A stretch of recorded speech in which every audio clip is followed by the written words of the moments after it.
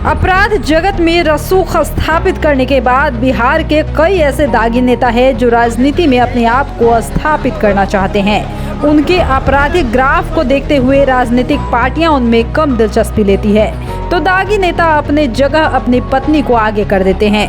चूंकि बिहार में राजनीति का आपराधिकरण कहें या अपराधी का राजनीतिकरण, दोनों के एक ही मायने हैं।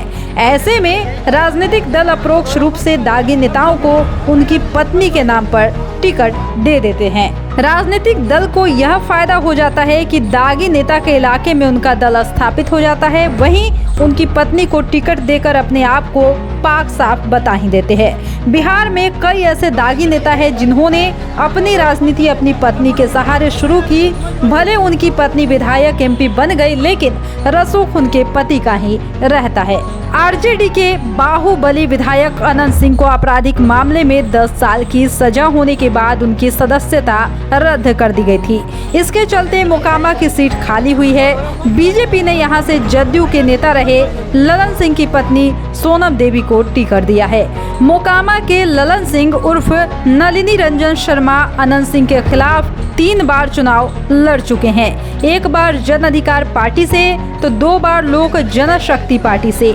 नामांकन से पहले तक वो जदयू के सदस्य थे। इस बार बीजेपी से उन्होंने अपने पत्नी को चुनावी मैदान में उतारा है। बीजेपी ने ललन सिंह को इसलिए टिकट नहीं दिया क्योंकि ललन सिंह के ऊपर अलग अलग थानों में कई आपराधिक मामले चल रहे हैं।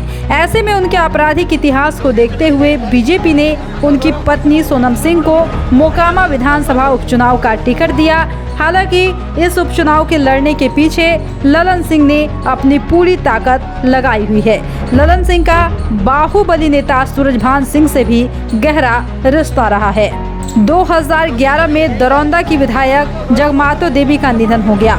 उनके बेटे अजय सिंह का रसूख उस इलाके के साथ साथ सिवान में भी था, क्योंकि उनकी मां जदयू से विधायक थी। तो अजय सिंह नीतीश कुमार के पास पहुंच गए उपचुनाव के लिए टिकट लेने। मुख्यमंत्री नीतीश कुमार ने उनको यह कहते हुए टिकट देने से मना कर दिया था कि आप पर आपराधिक मामले हैं, यदि आपकी पत्नी चाहे तो टिकट ले सकती है। उस समय अजय सिंह की शादी नहीं हुई थी और पितृपक्ष का महीना चल रहा था। ऐसे में अजय सिंह ने आनंद फानन में पितृपक्ष में कविता सिंह से शादी की, तो नीतीश कुमार ने कविता सिंह को दरौंदा उपचुनाव का टिकट दिया।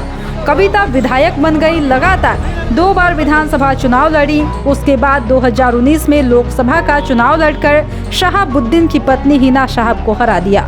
भले कविता सिंह एमपी बन गई हो, लेकिन इलाके में रसूख अजय सिंह का ही चलता है। नाबालिग से रेप के आरोपों को लेकर चर्चा में आए राजद विधायक अरुण यादव की पत्नी किरण देवी ने राजद के टिकट पर चुनाव लड़ा।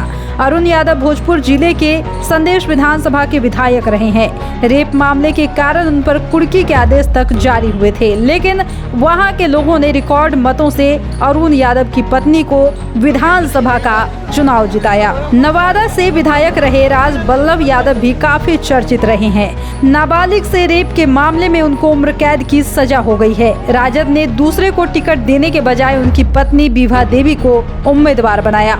विभा देवी चुनाव जीतकर विधानसभा पहुंच चुकी है।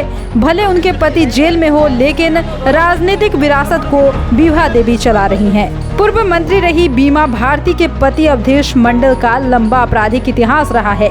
जदयू ने अवधेश मंडल के आपराधिक इतिहास को देखते हुए उनकी पत्नी बीमा भारती को पहली बार 2010 में टिकट दिया था। तब से लेकर अब तक बीमा भारती 3 बार चुनाव जीत चुकी हैं। नीतीश कैबिनेट में वह मंत्री भी रह चुकी है। राजनीति का रसूख ऐसा है कि अब बीमा भारती को लोग ज्यादा जानते हैं, अवधेश मंडल को कम जानते हैं। लेकिन यदि उनके विधानसभा क्षेत्र की बात करें तो अवधेश मंडल की तूती बोलती है। जुड़ो दीक्षांत से, करो फ्री खुद को स्ट्रेस से। गूगल प्ले स्टोर से दीक्षांत ऐप डाउनलोड कर अपने स्टडी को बनाओ आसान और मजेदार। दीक्षांत देता है topic wise video with animated visuals and concept by the study materials. हमारे YouTube चैनल को सब्सक्राइब और Facebook पेज को लाइक करना ना भूले। धन्यवाद।